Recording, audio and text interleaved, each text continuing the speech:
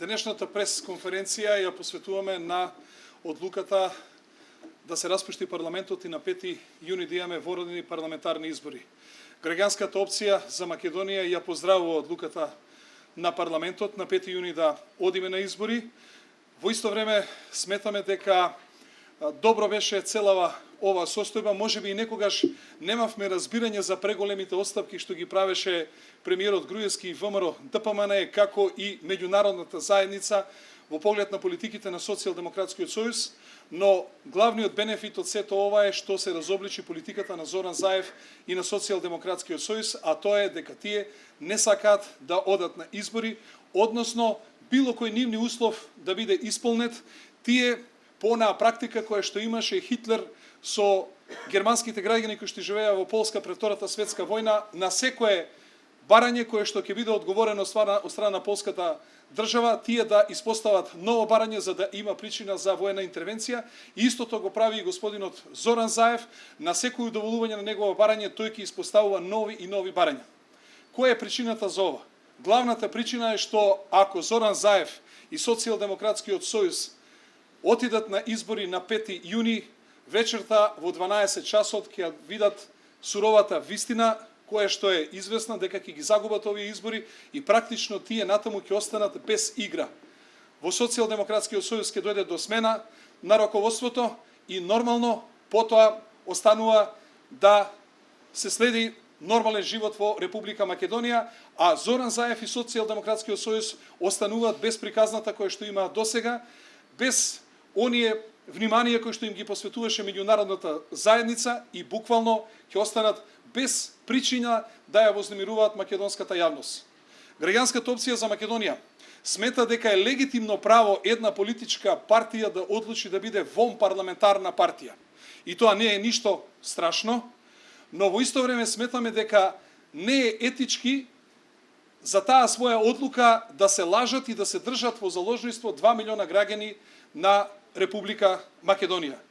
Во своето обраќање вчера председателот на Социјалдемократскиот сојуз, господинот Зоран Заев, во обраќањето кој што го научил на памет, не испрати ниту една политичка порака, освен онаа порака дека и натаму ќе се обидува да ја продлабочува кризата со тоа што ќе ги повлече членовите на Државната изборна комисија и главната негова порака дека тој за нас ќе се борел за нашата слобода. Сметаме дека не е добро да кажува вакви флоскули, ние слобода имаме, но главната вистина е дека тој ќе продолжи да се бори за својата слобода. Преку тоа што не излегува на избори, тој ќе продолжи да се бори за својата слобода, односно од сето ова што го видовме, најизвестно е процесуирање на кривичните пријави за аферата Пуч, како и аферата барање на подкуп. Во исто време, сакаме да и се благодариме на меѓународната заедница за нејзината активност, очигледно дека имаше разбирање за барањата на Социјалдемократскиот сојуз, но се виде дека лагите за фантомските 150.000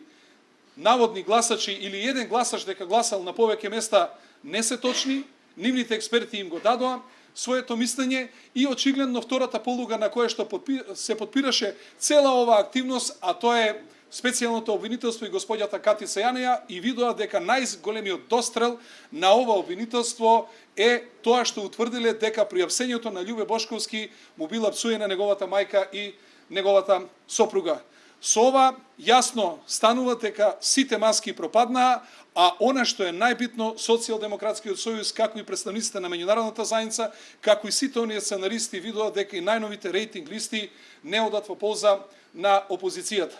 Затоа сметаме дека граѓаните на Република Македонија повеќе не смеат да се држат во агонија, не смее да му се дозволи на Зоран Заев повеќе да создава конфликтни ситуации и да ја држи во заложништво оваа наша држава, да трпи стопанството, да трпи угледот на државата, во исто време да се носи голема штета на институциите, како и на ваква невидена поделеност меѓу граѓанството во Република Македонија. Тоа што тие одлучуваат да бидат вонпарламентарна партија, сметаме и натаму дека не е ништо страшно, затоа што 92 година Република Македонија пред изборите немаше опозиција, потоа се искристализира опозиција. 94 година имавме избори каде што опозицијата не учествуваше иако се сеќавате, Љупчо Ѓоргиевски беше тој кој што заедно со Петар Гошев станаа вон парламентарни партии за да ВМРО ДПМН 4 години потоа